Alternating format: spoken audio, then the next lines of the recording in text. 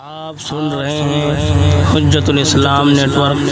سنی حنفی رضوی اسلامی آواز۔ السلام علیکم ورحمۃ اللہ وبرکاتہ۔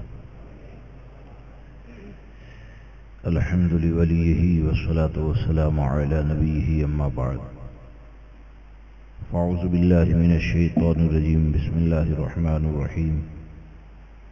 وَاعْبُدُوا اللَّهَ وَلَا تُشْرِكُوا بِهِ شَيْئًا وَبِالْوَالِدَيْنِ إِحْسَانًا، صدق اللہ العظیم۔ ان اللہ وملائکتہ یصلون علی النبی یا ایھا الذین آمنوا صلوا علیہ وسلموا تسلیما۔ اللہم صل علی سیدنا ومولانا محمد معدن الجود والکرم والہ واصحابہ وبارک وسلم صلاۃ و سلام علیک یا سیدی یا رسول اللہ صلی اللہ تعالی علیہ وسلم۔ آج کا یہ پروگرام سرکار بغداد سیدنا شیخ عبدالقادر جیلانی رضی اللہ تبارک و تعالیٰ عنہ کی طرف منسوب ہے، اور بہت معلوماتی خطاب آپ نے برادر محترم مفتی جنید رضا صاحب قبلہ سے سماعت فرمایا۔ اللہ تبارک و تعالی ہم کو اور ہماری قیامت تک آنے والی نسلوں کو سرکار غوث اعظم کی پش پناہی نصیب فرمائے، ان کی محبت میں جلائے، ان کی محبت میں سلائے، اور انہی کی محبت میں میدان محشر میں اللہ اپنے فضل سے ہمارا حشر فرمائے۔ والدین کے حقوق پر ایک بہترین اور لاجواب بیان حجت الاسلام نیٹ ورک کی جانب سے سماعت کریں۔ سامعین کرام و رفیقان گرامی، آج جو بہت سی پریشانیاں ہیں، اس میں زیادہ تر پریشانیوں کی وجہ یہ ہماری غلطیاں ہیں، یا یہ کہیے کہ ہماری دین سے دوری کا نتیجہ ہے کہ ہم کو ان چیزوں کا احساس نہیں ہوتا ہے، اور گھر میں علاج ہونے کے باوجود بھی وہ در در کی ٹھوکریں کھاتا ہے۔ ہم سب اگر اپنا محاسبہ کریں، میں بھی سوچوں، آپ بھی سوچیں، غور کریں کہ ہم میں سے کتنے ایسے ہیں کہ جو اپنے ماں باپ کے حقوق کو ادا کرنے میں شریعت مطہرہ پر مکمل عمل کرتے ہیں۔ تو یقیناً بہت سے ایسے افراد نظر آئیں گے، لوگ نظر آئیں گے کہ کہیں نہ کہیں ان سے کچھ غلطی ہو جاتی ہے، کہیں نہ کہیں ان سے زیادتی ہو جاتی ہے، اور انہیں اس چیز کا احساس نہ ہونے کی وجہ سے وہ دوسری جگہ پر جا کر اپنی پریشانیوں کا حل تلاش کرتے ہیں۔ حالانکہ اس بات کو یاد رکھ کے چلیں کہ اگر ماں باپ تم سے راضی ہیں تو یقین جانیں ماں باپ کی رضا یہ بہت سی پریشانیوں کی دوری کا ذریعہ ہوتی ہے۔ اور اتنا یاد رکھیں کہ کوئی آدمی ڈاکٹر بنے، انجینئر بنے، عالم بنے، فقیہ بنے، کسی بھی مرتبے کے اوپر فائز ہو جائے، یہ صدقہ ہے ماں باپ کے وجود کا۔ ماں باپ کے ذریعے وہ دنیا میں آیا، تب جا کر وہ ڈاکٹر بنا، انجینئر بنا، فقیہ بنا، مفتی کہا جانے لگا، عالم بنا، پیر بنا۔ اللہ تبارک و تعالیٰ نے ذریعہ بنایا ہے یہ ماں باپ کو، اور ماں باپ کے حقوق اتنے زیادہ کہ بغیر کسی تمہید کے عرض کروں کہ اللہ تبارک و تعالیٰ نے اپنے حق کو بیان کرنے کے بعد، اپنے حق کے بعد اگر کسی کے حق کا ذکر فرمایا تو وہ ماں باپ کے حقوق کا ذکر فرمایا کہ وَاعْبُدُوا اللَّهَ، اللہ کی عبادت کرو، وَلَا تُشْرِكُوا بِهِ شَيْئًا، اور اس کے ساتھ کسی کو شریک نہ کرو، وَبِالْوَالِدَيْنِ إِحْسَانًا، اور اپنے ماں باپ کے ساتھ حسن سلوک کرو، اپنے ماں باپ کے ساتھ بھلائی کرو۔ اب آپ ذرا سوچئے کہ نیکیاں تو بہت سی ہیں، لیکن اللہ تبارک و تعالیٰ نے اپنے حق کے بعد کسی کے حق کو ذکر فرمایا تو وہ ماں باپ ہے۔ دوسرے ایک مقام پر اللہ تبارک و تعالیٰ ارشاد فرماتا ہے انشکر لی ولوالدیک، میرا احسان مانو، میرا شکر مانو اور اپنے ماں باپ کا شکر مانو، احسان مانو۔ اس سے کیا سمجھ میں آتا ہے؟ اس سے یہ سمجھ میں آتا ہے کہ ماں باپ کے حقوق کی ادائیگی یہ ہمارے اوپر بہت زیادہ لازم اور ضروری ہے، اور ان کے حقوق کو اگر ادا نہ کیا جائے تو دنیا اور آخرت میں یہ ذلت و رسوائی کا ذریعہ ہے۔ آپ دیکھیں کہ موجودہ وقت میں جن کے پاس صرف دنیاوی تعلیم ہے، تو بعض لوگ تو ایسے ہیں کہ اگر ڈاکٹر بن جائے اچھی گاڑی میں گھومنے لگیں، تو یہ بہت سی جگہ پر واقعات ہوتے ہیں کہ باپ اگر دیہات کا رہنے والا ہے تو بڑے لوگوں کے سامنے یعنی دنیا دار لوگوں کے سامنے اپنے باپ کا تعارف کرتے ہوئے شرماتا ہے کہ میں گاڑی میں گھومنے والا، میرے باپ کو تو لباس پہننے کا بھی سلیقہ نہیں آتا ہے۔ یا کبھی ایسا ہوتا ہے کہ آدمی کے پاس مال آ جائے، یا یہ ہو جائے کہ اگر شادی ہو جاتی ہے تو بہت سی جگہ پر ایسا ہوتا ہے کہ ساس بہو کے درمیان جب ٹکراؤ پیدا ہو جائے اور آدمی جب عورت کا دیوانہ بن جائے، میں یہ نہیں کہتا کہ عورت کے حق کو ادا نہیں کرنا چاہیے، ہمارے آقا صلی اللہ تعالی علیہ وسلم نے جب فرمایا کہ خیرکم خیرکم لأہلی، تم میں سے بہتر وہ ہے جو اپنے گھر والوں کے لیے بہتر ہو، تو یقیناً بیوی بچوں کے لیے بہتر ہونا ہی چاہیے، لیکن یہ کہ بیوی کے ساتھ اگر تھوڑا سا ٹکراؤ ہو جائے تو آج تو ایسے نوجوان بھی ملتے ہیں کہ مولانا کے پاس مسئلہ پوچھنے کے لیے بھی جائیں گے تو بہت سے لوگ ایسے انداز میں مسئلہ پوچھتے ہیں جیسے عالم سے سند لینے آتے ہیں کہ میری ماں نے میری بیوی کے ساتھ ایسا کیا، تو شاید مولانا کہیں کہ ہاں تو بھی ایسا کر سکتا ہے، شاید مولانا کہیں کہ تو بھی ایسا کر سکتا ہے۔ آپ کو مختصر میں بتاؤں کہ ماں باپ کی طرف سے جتنی بھی زیادتی ہو جائے،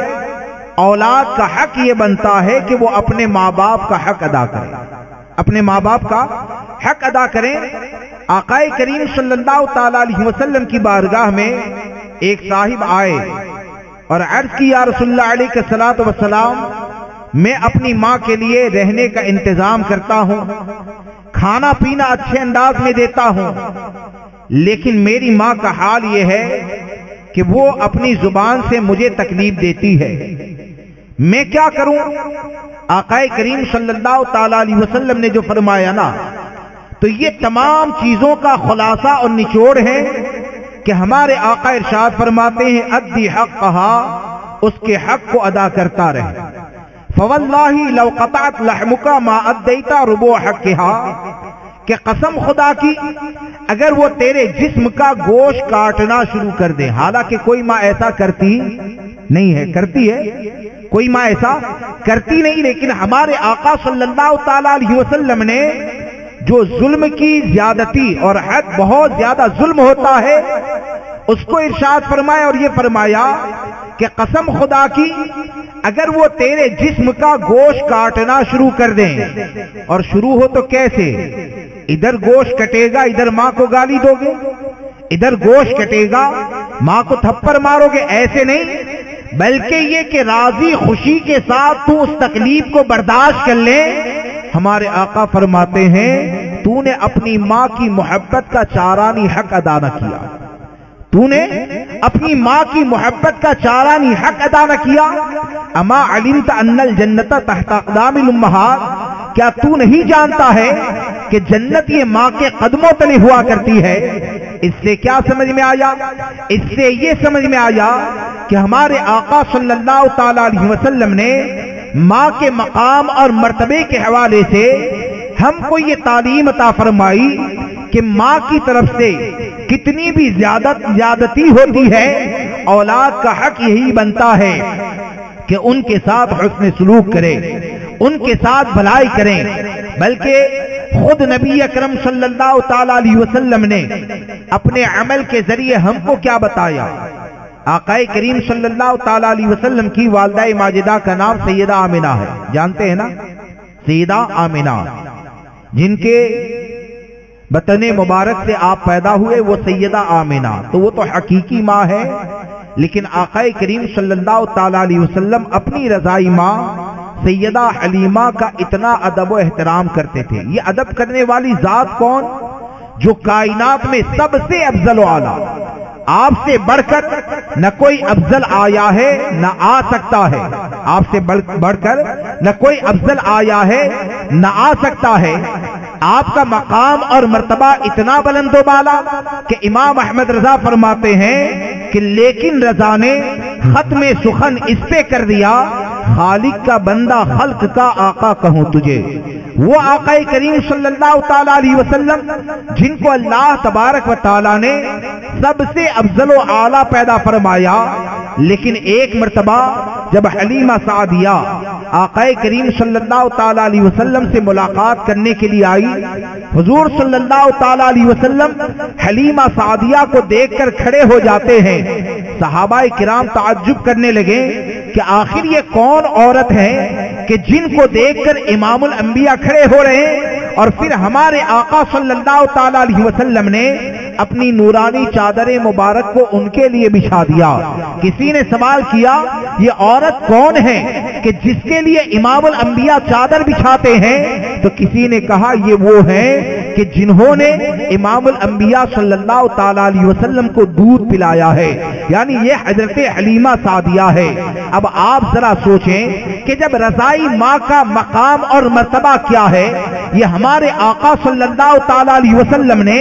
عمل کر کے دکھا دیا، تو جو حقیقی ماں ہوتی ہے اس کا مقام اور مرتبہ یہ کتنا بلند و بالا ہوگا۔ اس لیے ہم کو یہ چاہیے کہ ہم اپنے ماں باپ کے حقوق کو ادا کریں، اور اس بات کو ہمیشہ یاد رکھ کے چلیں کہ کوئی اگر ایسا ہے کہ آج ایسے حالات ہوتے ہیں کہ باپ کو گالی دی جاتی ہے،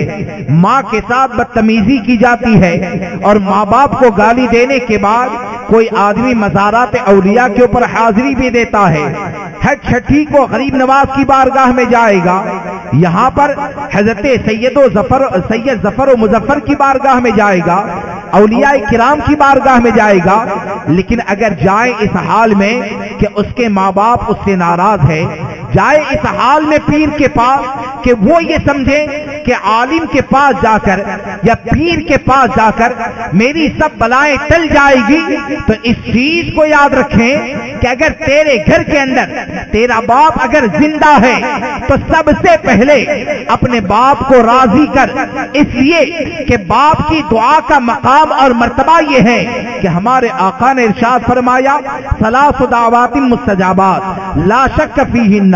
تین لوگوں کی دعائیں ایسی ہوتی ہے جو کبھی بھی رد نہیں کی جاتی ہے۔ وہ تین لوگوں کی دعائیں وہ کون ہیں؟ دعوت الوالد، دعوت المسافر، دعوت المظلوم، یعنی ایک تو باپ کی دعا، اگر باپ اپنی اولاد کے حق میں دعا کرتا ہے تو امام الانبیاء فرماتے ہیں رد نہیں کی جاتی ہے، مسافر کی دعا کو رد نہیں کیا جاتا ہے، مظلوم کی دعا کو رد نہیں کیا جاتا ہے۔ آپ ذرا سوچیں کہ جس کی دعا کی قبولیت کی سند یہ بارگاہ مصطفیٰ سے دی جاتی ہے، آپ کیسے یہ تصور کرتے ہیں کہ اس کو گالی دے کر آپ پیر کے پاس جائیں گے تو پیر کے ذریعے تمہاری بلاؤں کو ٹال دیا جائے گا؟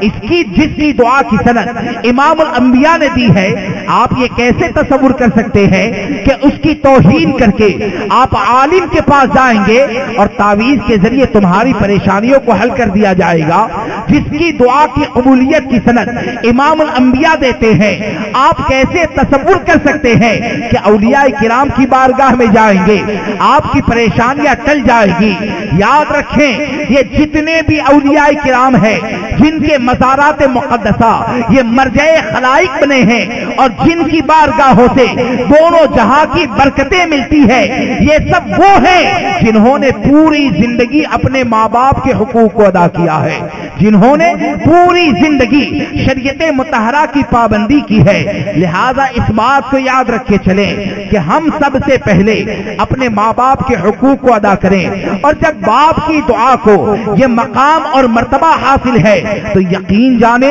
ماں کا مقام اور مرتبہ تو اتنا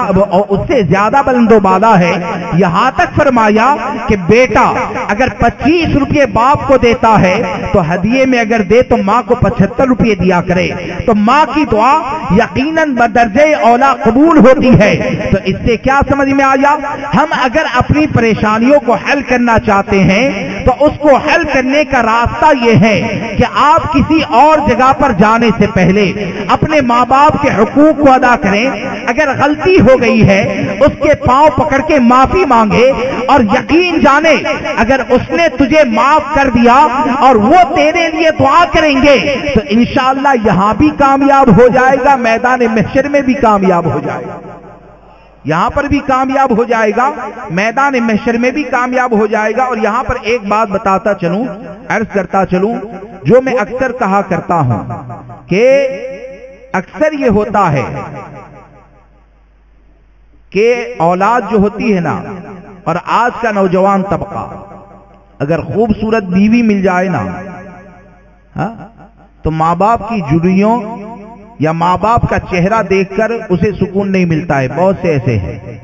بہت سے لوگ ایسے ہیں۔ یا حال یہ ہوتا ہے کہ اگر کھانے کے لیے گھر میں کچھ جاتا ہے، کھانے کے لیے اگر گھر میں کچھ جاتا ہے نا تو پارسل اس طرح ہوتا ہے کہ ماں باپ نہ دیکھ پائیں، بیوی کے ساتھ بند کمرے میں بیٹھ کر کھاتے ہیں۔ میں اس سے انکار نہیں کرتا کہ بیوی کو نہیں کھلانا چاہیے، لیکن یہ کہ ماں سے چھپا کر کہ جس کے صدقے میں اللہ تبارک و تعالیٰ نے تجھے وجود عطا فرمایا، باپ سے چھپا کر کہ جس نے نہ جانے کتنی مشقتوں کو برداشت کیا اور تکلیفوں کو برداشت کر کے تجھے اس مقام اور مرتبے تک پہنچایا، تو کیا حال یہ ہو گیا کہ تیرا کھانا، تیرا رزق، تیرا معاملہ، بلکہ علماء نے یہاں تک لکھا کہ بچے کے پاس جو کچھ بھی ہوتا ہے، چاہے کوئی بھی فضیلت مل جائے، یہ ماں باپ کے وجود کا صدقہ ہوا کرتی ہے کہ ماں باپ کے ذریعے اللہ نے تجھے وجود دیا، تب جا کر آج تو اس لائق بنانا کہ اپنی بیوی کے لیے بادام سیک لے کر آتا ہے۔ ماں باپ کے ذریعے تجھے جب وجود مل گیا تب جا کر تو اس لائق بنا ہے کہ باہر سے 500 روپے کی ڈش لے کر آتا ہے، تو جس کے وجود کے صدقے میں اللہ تبارک و تعالیٰ نے تیرے بازوؤں میں یہ طاقت عطا فرمائی کہ تو کچھ خرید سکتا ہے، تو ہونا تو یہ چاہیے تھا کہ ماں باپ کے لیے بھی لے جاتا، اپنی بیوی کے لیے بھی لے جاتا، اپنے بچوں کے لیے بھی لے جاتا۔ اور بہت سے لوگ تو ایسے ہیں کہ جن کا حال یہ ہوتا ہے، اور ہم نے دیکھا ہے ایسے نمونوں کو کہ جن کا حال یہ ہوتا ہے کہ ماں باپ زندہ ہوتے ہیں تو صحت کے لیے ترستے ہیں، وہ اعلیٰ سے اعلیٰ غذا کھاتا ہے، ماں باپ زندہ ہوتے ہیں تو کھانے کے لیے ترستے ہیں کہ بیوی بچوں کے ساتھ بیٹھ کر بہتر سے بہتر کھاتا ہے۔ اور جب چہلم کی بات آئے تو بڑے دھوم دھام سے چہلم کو منایا جاتا ہے، طرح طرح کے پھل رکھے جاتے ہیں۔ کاش کہ اس کے مرنے کے بعد تو جو انتظام کرتا ہے قسم خدا کی اس کی زندگی میں اگر یہ نعمتیں تو اسے کھلا دیتا تو اللہ تبارک و تعالی یہ چہلم کرنے سے زیادہ اجر و ثواب تجھے اس کی خدمت کے بدلے میں عطا فرما۔ کاش کہ تو ایسا کرتا تو اللہ تبارک و تعالیٰ اس سے بہتر اجر و ثواب تجھے عطا فرماتا، لیکن حال یہ ہو گیا۔ اور معاملہ کیا ہوتا ہے کہ بیوی کے ساتھ کسی عورت کے ساتھ نکاح ہو گیا، لڑکی کے ساتھ نکاح ہو گیا، ماں باپ کے حقوق کو بھول جاتا ہے، یعنی پوری زندگی ماں کی روٹی کھائی، بیوی کی روٹی کھانے کے بعد ماں کی روٹی کے اوپر طنز ہوتا ہے، ماں کے سالن کے اوپر طنز ہوتا ہے، اور نہ جانے کیا کیا ہوا کرتا ہے۔ ایک میرا جملہ یاد رکھنا دوستو کہ میں ہوں چاہے آپ ہو چاہے کوئی بھی ہو، ہم سے اگر کسی لڑکی نے نکاح کیا ہے نا، ہم سے اگر کسی لڑکی نے نکاح کیا ہے تو کیا نکاح ایسے ہوتا ہے کہ 10 بجے بازار سے جا رہے تھے لڑکی کو دیکھ لیے 2 گواہ کو بٹھا دیے قاضی صاحب آئے نکاح پڑھا دیے 10:30 بجے ایسے ہوتا ہے نکاح ایسے نہیں ہوتا ہے نا جب تم لڑکی کے حسن کو دیکھتے ہو تو لڑکی بھی تو تمہاری خوبصورتی کو دیکھتی ہے جب تم کسی لڑکی کے ساتھ نکاح کرنے کے لیے تیار ہوتے ہو یا کوئی لڑکی اگر تجھ سے نکاح کرنے کے لیے تیار ہو تو وہ تیار کب ہوتی ہے تیرا جسم بھی دیکھا جاتا ہے تیرے دوست و احباب کو بھی دیکھا جاتا ہے تیرے بینک بیلنس کو بھی دیکھا جاتا ہے تو آگے چل کر کسی کی بچی کا نان نفقہ ادا کر پائے گا یا نہیں کر پائے گا اسے بھی دیکھا جاتا ہے تو کن کے ساتھ بیٹھتا ہے تیرا کیریکٹر کیا ہے تو کالا ہے کہ گورا ہے تیری آنکھ یا پاؤں سلامت ہے یا نہیں ہے ان تمام چیزوں کو جب دیکھا جاتا ہے تب جا کر ایک اچھے خاندان کی لڑکی تجھ سے نکاح کرنے کے لیے تیار ہوتی ہے تجھ سے محبت کرنے کے لیے تیار ہوتی ہے لیکن قربان جاؤ ماں باپ کی محبت کے اوپر کہ جب تو اور میں دنیا کے اندر آئے نا تو تیرے ماں باپ نے یا میرے ماں باپ نے نہ ہمارے چہرے کے رنگ کو دیکھا ہے نہ آنکھ کی سلامتی کو دیکھا ہے نہ پاؤں کی سلامتی کو دیکھا ہے بلکہ بغیر کسی سوچے سمجھے اگر بے لوث محبت کرنے والی اگر کوئی ذات ہے تو اسے ماں باپ کہا جاتا ہے اب آپ ذرا سوچو کہ اتنی شرطوں کے بعد اتنی خوبیاں دیکھنے کے بعد ایک لڑکی تجھ سے محبت کرنے کے لیے تیار ہوئی تو اتنا زیادہ پاگل ہو گیا کہ ماں باپ سے بغاوت کرنے لگا ماں باپ کے اندر کمزوریاں نظر آنے لگی ماں باپ کے اندر عیب نظر آنے لگے یقین جانو اگر ماں باپ کے حقوق کو ادا نہ کیا تو یہاں پر بھی ذلت کا سامنا ہے میدان محشر میں بھی ذلت کا سامنا ہے اس لیے ہم کو یہ چاہیے کہ ہم اپنے ماں باپ کے حقوق کی ادائیگی کریں اس لیے کہ آقا کریم صلی اللہ تعالی علیہ وسلم نے ماں باپ کے حقوق کی ادائیگی کے حوالے سے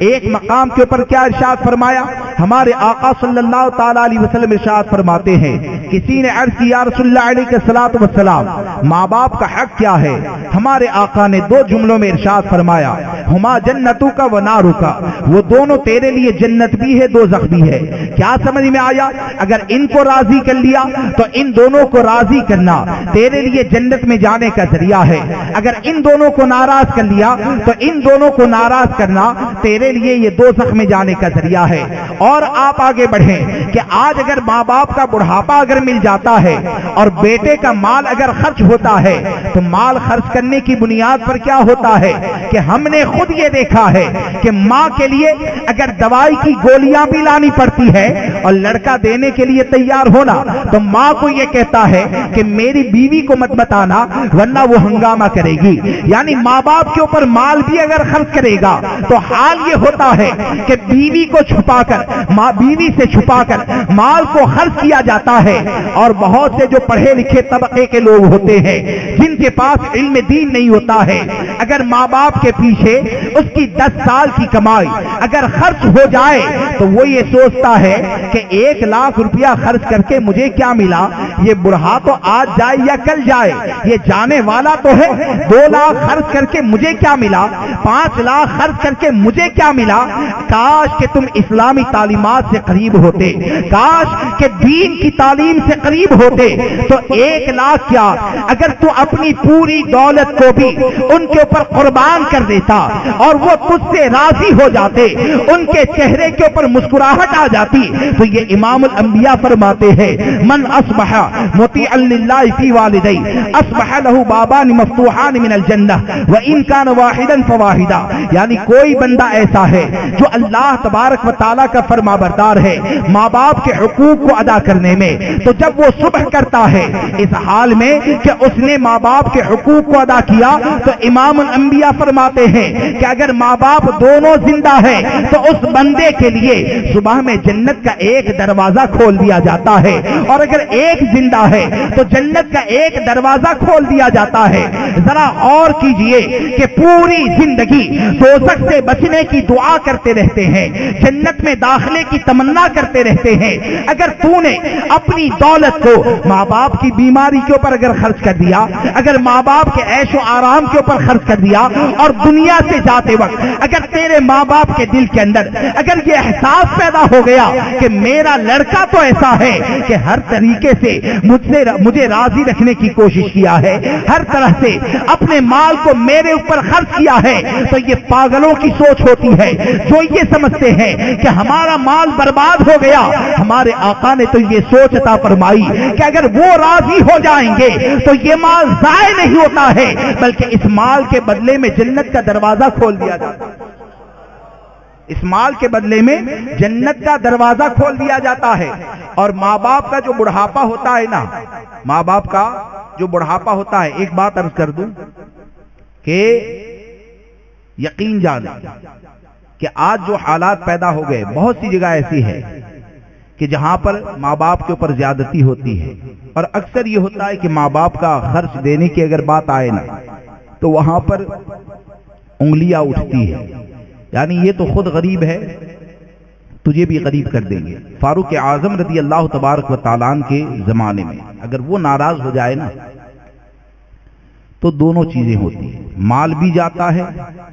وقار عزت بھی ختم ہو جاتی ہے, اور مصیبت میں بھی گرفتار ہوتا ہے, اور اللہ تبارک و تعالیٰ کا نافرمان بھی بنتا ہے. فاروق اعظم رضی اللہ تبارک و تعالیٰ عنہ کے زمانے میں ایک کاروبار کرنے والا تھا, تاجر. اس کے پاس اس کی ماں آئی. کتابوں میں یہ لکھا ہے کہ ماں نے آ کر کچھ پیسوں کا سوال کیا. تو پیسوں کا سوال کیا نا تو وہ اس کی بیوی نے یہ کہا کہ یہ تو جب بھی آتی ہے پیسہ مانگتے رہتی ہے, تم کو غریب کر کے چھوڑے گی, تم کو غریب کر کے چھوڑے گی. ماں کچھ نہیں بولی, نہ کچھ بد دعا دی, کچھ بھی نہیں. وہ ماں واپس چلی گئی. ماں جب واپس چلی جاتی ہے تو ہوا یہ کہ وہ جب کاروبار کرنے کے لیے نکلا تو راستے میں ڈاکوؤں نے اس کے مال کو لوٹ لیا, اور مال کو لوٹنے کے بعد اس کے ہاتھوں کو یہاں سے کاٹ ڈالا گیا, یعنی چمڑی کے اوپر پورے ہاتھ آ گئے. یہ ہاتھ جب چمڑی کے اوپر آ گئے, کسی نے پہنچایا, سوداگر تھا, کاروبار کرنے والا تھا, ہوشیار تھا, اس کے ذہن کے اندر آیا کہ میں نے مال اپنے ہاتھ کو مال دینے کے لیے بڑھانے سے اپنی والدہ کی طرف اس ہاتھ کو روک دیا, تو اس کے بدلے میں ہاتھوں کو بھی کاٹا گیا. اور دوسری بات یہ کہ میرے مال کو بھی ضائع اور برباد کر دیا گیا. لیکن ماں ہوتی ہے, ماں کو جب پتا چلانا کہ میرے بیٹے کے ساتھ ایسا ہوا تو ماں آ کر کہتی ہے کہ بیٹا تیرے ساتھ یہ کیسے ہوا, کس ظالم نے ایسا کیا؟ تو وہ سوداگر کہتا ہے کہ ماں مجھے معاف کر دیں, یہ جو کچھ بھی ہے وہ تجھے پیسہ نہ دینے کی وجہ سے ہوا. ماں اللہ تبارک و تعالیٰ کی بارگاہ میں عرض کرتی یا الہ العالمین, میں اس سے ناراض نہیں ہوں, میں نے اس کے لیے ہلاکت کی دعا نہیں کی ہے, لیکن یہ کہ اگر میری ناراضگی کی بنیاد پر اس کے ساتھ یہ معاملہ ہوا ہے تو یا اللہ میں تیری بارگاہ میں عرض کرتی ہوں میرے بیٹوں کے ہاتھ کو سلامتی عطا فرما. کتابوں میں یہ ملتا ہے کہ وہ سوداگر رات میں سو جاتا ہے اور صبح میں بیدار ہوتا ہے تو ماں کی رضا کی بنیاد پر ہاتھ بھی سلامت ہوتے ہیں, ماں کی رضا کی بنیاد پر ہاتھ بھی سلامت ہوتے ہیں. اور ماں باپ کا اگر بڑھاپا مل جائے نا تو بڑھاپا ماں باپ کا یہ بوجھ نہیں ہونا چاہیے, بلکہ یہ سمجھیں کہ ماں باپ اگر بڑھاپے کی حالت میں مل جائے تو ماں باپ کا بڑھاپا مل جانا یہ اللہ تبارک و تعالیٰ کی ایک عظیم نعمت ہے. کیوں کہ اس کی فضیلت میں ایک مقام پر نبی اکرم صلی اللہ تعالیٰ علیہ وسلم نے فرمایا, ایک مقام پر آقا کریم صلی اللہ تعالیٰ علیہ وسلم نے 3 مرتبہ فرمایا وہ ذلیل و خوار ہو, اس کی ناک خاک آلود ہو. صحابہ کرام نے عرض کی یا رسول اللہ علیہ الصلوۃ والسلام یہ ہلاکت کی دعا آپ کس کے لیے فرماتے ہیں؟ تو ہمارے آقا صلی اللہ تعالیٰ علیہ وسلم نے ارشاد فرمایا من ادرک والدی عند الکبر احدہما او کلیہما ولم يدخل الجنہ, کہ جو اپنے ماں باپ کو یا دونوں میں سے ایک کو بڑھاپے کی منزل میں پائے, کس میں پائے؟ جو اپنے ماں باپ کو یا دونوں میں سے ایک کو بڑھاپے کی منزل کے اندر پائے اور جنت میں داخل نہ ہو, اس کے لیے ذلت, اس کے لیے رسوائی. کیا سمجھ میں آیا؟ یہ حدیث پاک میں گویا کہ آقا کریم صلی اللہ تعالیٰ علیہ وسلم نے اپنی امت کو اس بات کا درس دیا کہ اے میرے امتیوں اس بات کو یاد رکھو کہ ماں باپ کا بڑھاپا یہ اولاد کے لیے بوجھ نہیں ہوتا ہے، بلکہ اس کے بڑھاپے کو راضی خوشی کے ساتھ اگر تم نے برداشت کر لیا تو انشاءاللہ امید ہے کہ ان کے بڑھاپے کو برداشت کر لینا یقیناً یہ جنت میں جانے کا ذریعہ ہوگا، یقیناً یہ جنت میں جانے کا ذریعہ ہوگا۔ لہٰذا ہم سب کو چاہیے کہ ہم اپنے والدین کے حقوق کو ادا کریں اور ان کی حقوق کی ادائیگی میں کبھی بھی پیچھے نہ رہیں۔ اب رہا یہ سوال کہ 10 منٹ میرے پاس ہے کہ یہ ماں باپ کے حقوق کی بات ہو گئی، لیکن یہ کہ ماں باپ کی نافرمانیوں کے جو واقعات پیدا ہوتے ہیں تو آخر اس کی وجہ کیا ہے، اس کا سبب کیا ہے، اس پر بھی تو ہم کو غور کرنا چاہیے نا۔ جس دروازے سے برائی آتی ہے اس پر بھی تو ہم کو غور کرنا چاہیے، اور اس کی ایک وجہ یہ ہے کہ ماں باپ کا جو عہدہ اور ماں باپ کا جو منصب ہوتا ہے نا،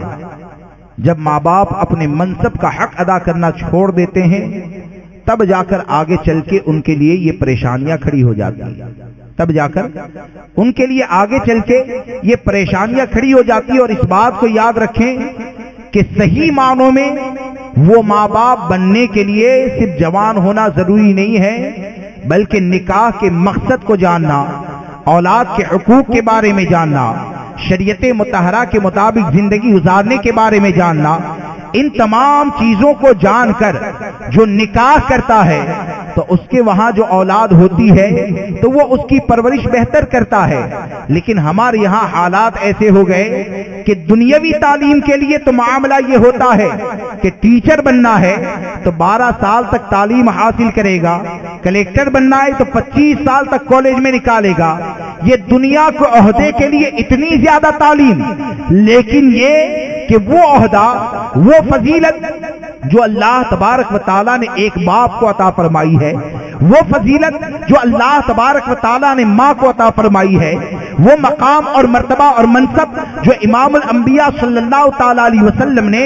اپنے فرامین کے ذریعے عطا فرمائے ہیں، تو آپ ذرا سوچیں کہ جس ماں کے حوالے سے ہمارے آقا یہ فرما دے الجنت تحت اقدام الامہات، یعنی جس عورت کے قدموں تلے جنت ہو اولاد کے لیے، تو آخر اسے کتنے اعلیٰ معیار کا ہونا چاہیے۔ جس باپ کے حوالے سے ہمارے آقا یہ فرما دے الوالد اوسط ابواب الجنہ فإن شئت فحافظ علی الباب او زین، کہ باپ جنت کے بیچ کا دروازہ ہوتا ہے، تو اگر چاہے تو اس کی حفاظت کر، تو اگر چاہے تو اسے برباد کر دے۔ اب جس باپ کو جنت کے بیچ کا دروازہ قرار دیا گیا، اس کا مقام اور مرتبہ یہ اتنا بلند و بالا، لیکن وہ باپ بن جاتا ہے لیکن اسے احساس ہی نہیں ہوتا ہے کہ اس کا مقام کیا ہے، اس کا مرتبہ کیا ہے۔ اس نے کیا سمجھا کہیں سے بھی پیسے لائیں، اولاد کو کھلائے جائے، 7 سال کا بچہ ہو جائے، بلکہ اب تو ہوتا یہ ہے کہ 3 سال کا بچہ ہو جاتا ہے، چپ کرانے کے لیے اسے گیم بازی کا عادی بنا دیا جاتا ہے۔ 5 سال کا ہو جائے، اگر اینڈرائیڈ موبائل کے اوپر اگر انگلیاں گھمانے لگے تو باپ بیٹھ کر مسکراتا ہے، دادا بھی مسکراتا ہے، پورے محلے میں اس کو سب سے بڑا عقل مند مانا جاتا ہے کہ میرا بچہ تو اتنا بڑا عقل مند بن گیا ہے کہ 5 سال کی عمر میں اگر کسی کا فون بھی آ جائے اور یہ گیم اگر کھیلتا ہے نا تو یہ جانتا ہے کہ فون کو کیسے کٹ کیا جاتا ہے اور اس کے اوپر فخر کرتا ہے۔ آپ مجھے بتائیں، جب آپ اپنی اولاد کے حق کو ماریں گے، بچپن میں اس کے ساتھ ایسا ظلم کریں گے کہ وہ قرآن کی تعلیم سے دور ہو جائے گا، وہ حدیث کی تعلیم سے دور ہو جائے گا، وہ اسلام کی تعلیم سے دور ہو جائے گا، تو اگر آپ نے ببول ڈالے، اگر آپ نے ببول بوئے ہیں تو آپ کیسے امید رکھ سکتے ہیں کہ اس سے آم جیسا پھل آپ حاصل کر سکتے ہیں؟ اس کے لیے لازم یہ ہوتا ہے کہ ہم اپنے اولاد کے حقوق کو ادا کریں، اور یقین جانے اگر ہم اپنے اولاد کے حقوق کو ادا کرنے لگیں، یعنی شریعت مطہرہ کی روشنی میں اس کی پرورش کرنے لگے، اس کی تعلیم و تربیت کرنے لگے، تو وہ جوان ہونے کے بعد، بازو میں قوت آنے کے بعد باپ کے اوپر ہاتھ نہیں اٹھائے گا۔ اگرچہ باپ اپنے بستر کے اندر ہوگا، ماں کو گالی نہیں دے گا، اگرچہ ماں پانی پینے کے لیے اولاد کی محتاج ہوگی، اگر ماں باپ نے اگر اس کے حقوق کو ادا کر دیا تو قسم خدا کی ماں باپ کتنے بھی زیادہ کمزور ہو جائیں گے، وہ گالی نہیں دے گا، وہ ظلم نہیں کرے گا، بلکہ وہ حقوق کی ادائیگی کی برکتیں وہ ہوگی کہ کتنا بھی بڑھاپا ہوگا تو جب بھی ماں باپ کو دیکھے گا تو یہی کہے گا اللہم رب ارحمہما کما ربیانی صغیرا، یعنی اے اللہ انہوں نے بچپن میں میرے اوپر رحم فرمایا تو ان کے اوپر رحم فرما۔ یہ کب ہو سکتا ہے؟ جب بچپن میں آپ رحم کریں گے تب تو ہو سکتا ہے۔ اور یہ رحم کرنا کیا ہے؟ رحم کرنا یہ ہے کہ سچا غلام مصطفیٰ بنا دیا جائے۔ لڑکی کے اوپر رحم کرنا کیا ہے؟ کہ اسے سیدہ فاطمہ الزہرا کی سچی کنیزہ بنا دیا جائے۔ لیکن آج تو حال یہ ہوتا ہے کہ لڑکی اگر جوان ہو جائے اور 18 سال کی اگر عمر ہو جاتی ہے تو اسے تو ایک ہی بات سکھائی جاتی ہے، اور وہ بات کیا ہوتی ہے؟ شادی کرنے کے بعد تیرے شوہر کو قبضے میں کیسے لینا ہے، 2 مہینے ہو جائے اس کے بعد ساس بہو کی گیم کیسے کھیلی جاتی ہے اور شوہر کو لے کر الگ کیسے ہو جاتے ہیں۔ یاد رکھیں اگر واقعی میں تم اپنی بیٹی کے کم سے کم وفادار بن جاتے تو اپنی لڑکی کو یہ تعلیم نہ دیتے۔ کیوں کہ اگر اپنی بچی کے وفادار بن جاتے تو وفاداری تو اسے کہتے ہیں کہ تیری بچی ایسی بن جائے کہ وہ خود تو آخرت کو وہ خود اپنی آخرت کو برباد ہونے سے بچا لے، اور ساتھ میں ایسا ہو جائے کہ اس کے صدقے میں اللہ تبارک و تعالیٰ تیری بھی مغفرت فرما دے۔ اور یہ کیسے ہو سکتا ہے؟ آپ دین سے قریب آئیں گے، آپ شریعت مطہرہ کی تعلیم سے قریب آئیں گے، تب جا کر ایسے ہو سکتا ہے۔ میں آپ کے سامنے ایک روایت پیش کرتا ہوں اور اپنی گفتگو کو ختم کرتا ہوں کہ حضرت امام غزالی رحمت اللہ تعالی علیہ نے ایک روایت کو نقل فرمایا کہ ایک شخص سفر کے لیے گیا اور سفر کے لیے جاتے وقت اپنی بیوی کو یہ کہا کہ جب تک میں واپس نہ آؤں یہاں سے تم کو جانا نہیں ہے۔ پہلی منزل کے اندر اس عورت کا باپ رہتا ہے، وہ عورت کا باپ جو ہے وہ بیمار ہو گیا۔ اس عورت نے امام الانبیاء صلی اللہ تعالی علیہ وسلم کو پیغام بھیجا، تحریر بھیجی کہ یا رسول اللہ علیہ الصلوۃ والسلام، میرے شوہر کا یہ حکم ہے اور میرا باپ اس طرح بیمار ہے۔ حالانکہ ہمارے آقا صلی اللہ تعالی علیہ وسلم یہ مالک و مختار ہے، آپ اگر چاہیں تو اجازت دے سکتے تھے، لیکن یہ کہ امت کے لیے کہ ایک لڑکی کی تربیت کیسی ہونی چاہیے، اس کو کیسے ماحول میں پروان چڑھانا چاہیے، وہ تعلیم دینے کے لیے ہمارے آقا صلی اللہ تعالی علیہ وسلم نے اسے حکم دیا کہ اپنے شوہر کی بات مان، اس کی بات پر عمل کر۔ پھر یہ ہوا کہ اس کے باپ کا انتقال ہو گیا، پھر اس نے تحریر بھیجی، ہمارے آقا صلی اللہ تعالی علیہ وسلم نے پھر صبر کی تلقین فرمائی اور فرمایا کہ اپنے شوہر کی بات کے اوپر عمل کر۔ جب اس کے باپ کو دفن کر دیا گیا تو آقا کریم صلی اللہ تعالی علیہ وسلم نے اس عورت کے لیے پیغام بھیجا کہ جا کر اس عورت سے کہو کہ تم نے اپنے شوہر کی بات کو مانا، تمہارے اس عمل کے بدلے میں اللہ نے تیرے باپ کی مغفرت فرما دی۔ اللہ تبارک و تعالیٰ نے تیرے باپ کی مغفرت فرما دی۔ تو یہ مغفرت کا جو پروانہ ملتا ہے، باپ کے لیے جو نجات کا ذریعہ عورت بنتی ہے، تو کیا اس بنیاد پر بنتی ہے کہ شوہر کو لے کر الگ ہونے کا تصور دینے کی بنیاد پر بنی؟ اس بنیاد پر بنی کہ وہ باپ خود اتنا نیک تھا کہ اس وہ ماں باپ نے اپنی بچی کی بہتر تربیت کی اور یہ سمجھایا کہ شوہر کے گھر کو امن کا گہوارہ کیسے بنایا جاتا ہے۔ تو اس کی یہ برکتیں ملی کہ اس کی برکتوں سے اللہ تبارک و تعالیٰ نے اس کے باپ کی مغفرت فرمائی۔ تو حقیقت تو یہ ہے کہ لڑکیوں کو ہو چاہے لڑکوں کو ہو، اگر صحیح تربیت نہ کی جائے تو آپ یہ سمجھتے ہیں کہ میں نے اپنی لڑکی سے بڑی محبت کی، آپ یہ سمجھتے ہیں کہ میں نے اپنے لڑکے کو بہت اچھا بنا دیا، حالانکہ حقیقت یہ ہے کہ آپ نے اس پر بھی ظلم کیا، آپ نے اپنے آپ پر بھی ظلم کیا، اگر غلط تربیت کریں گے تو ہو سکتا ہے تمہاری غلط تربیت کی بنیاد پر اگر اس کی آخرت تباہ و برباد ہو جائے تو کہیں ایسا نہ ہو کہ کل قیامت میں تمہارا دامن پکڑ کے کھڑے ہو جائے اور رب کی بارگاہ میں یہ عرض کریں کہ یا الہ العالمین ہم تو بچپن میں تھے، ہمارے ماں باپ نے تو ہم کو سمجھایا ہی نہیں ہے کہ زندگی کیسے گزارنی ہے، شوہر کے حق کو کیسے ادا کرنا ہے، ماں باپ کے حقوق کو کیسے ادا کرنا ہے۔ لہذا دوستو تمام چیزوں کا خلاصہ یہ ہے کہ ہم اور آپ شریعت کے مطابق زندگی گزاریں، اپنی اولاد کی بہتر تربیت کریں۔ اللہ تبارک و تعالی مجھے آپ کو اور کتنے لوگ ہیں بغیر سمجھائے، بار بار آپ سے کہتا ہوں، جانتے بھی ہے بہت سے لوگ، کتنے لوگ ہیں جو سرکار غوث اعظم رضی اللہ تبارک و تعالیٰ کے نام پر اپنے چہرے پر سنت رسول سجائیں گے۔ آج کی یہ محفل مکمل سنی نہ، کچھ سمجھ میں آئی بات ہے، ہم کو زندگی کیسے گزارنی چاہیے؟ تو کتنے ایسے ہیں جو اپنے چہرے پر داڑھی رکھیں گے؟ بتائیے۔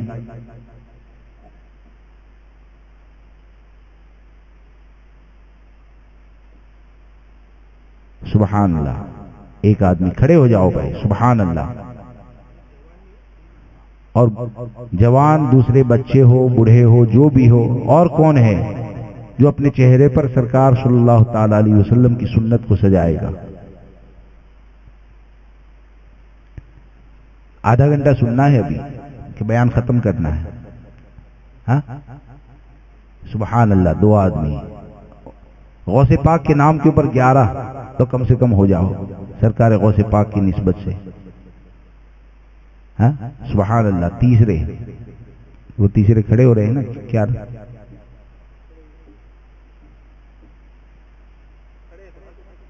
سبحان اللہ، 3 لوگ ہوئے، آپ بھی کھڑے ہو جائیے نا۔ ارے لوگ منڈوانے جاتے ہیں تو نہیں وہ کرتے ہیں، بے خوف اتنے ہوتے ہیں، معاذ اللہ حرام کرتے ہیں تو وہ رہتے ہیں، تو آپ تو نیکی کی دعوت کو قبول کرنے والے ہیں۔ اور کون ہے؟ جلدی سے کھڑے ہو جائیے۔